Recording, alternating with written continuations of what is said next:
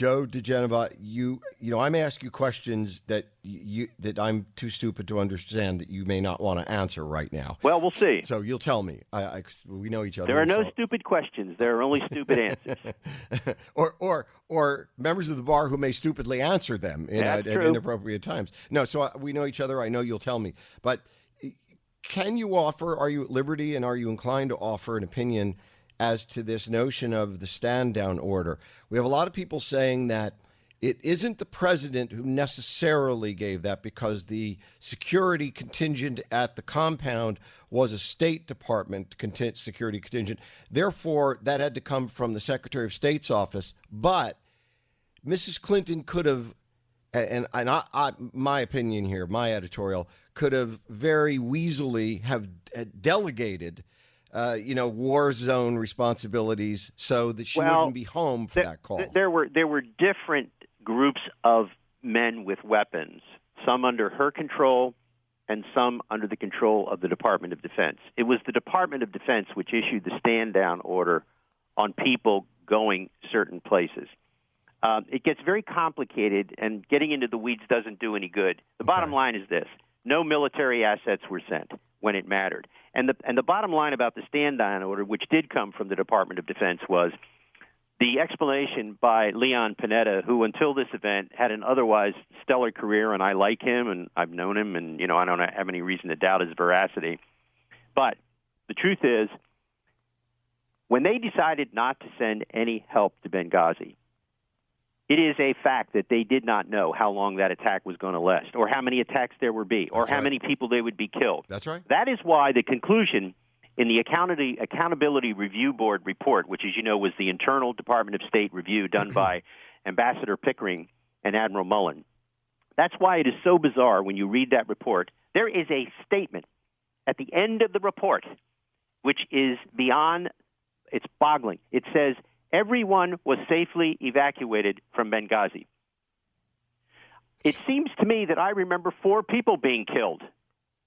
They don't even drop a footnote at that point in their report to say, oh, by the way, this doesn't include the 4 people who were murdered.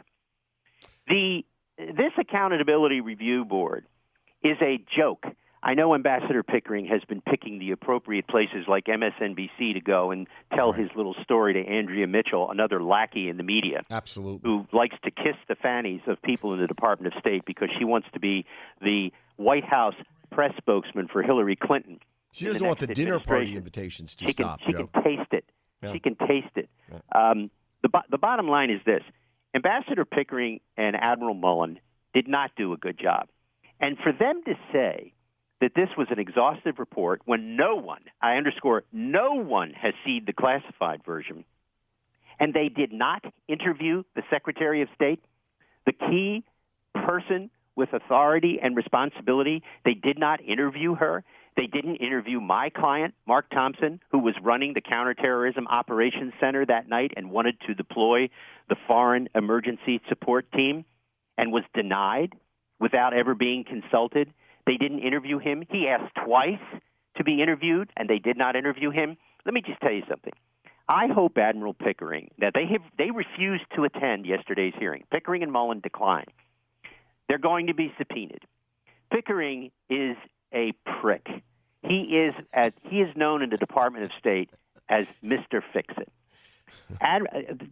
Ambassador Pickering has been known for years as the kind of guy they call in when they want to make it better. The bag man. He is he's a consigliere he's a hatchet hitman without the honor of the mafia.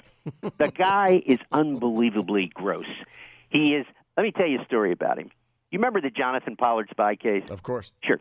All right, so I go to Israel with the FBI and my counterintelligence team, and we're there. We're to be greeted by the ambassador, the United States ambassador to Israel, who happens to be Thomas Pickering. We walk into his office. You know what his first words are to me?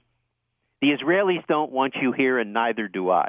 Remember, this is our ambassador. It's not the Israeli ambassador.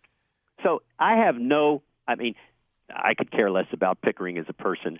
The problem is they made him the front guy on this. He's now the face of the Accountability Review Board. Now, he's slick, he's smart, he's good. He'll do everything he can to defend this. And, you know, there's a saying that a diplomat is an honorable person sent overseas to lie for his country. The problem with Pickering is he's lying in the United States.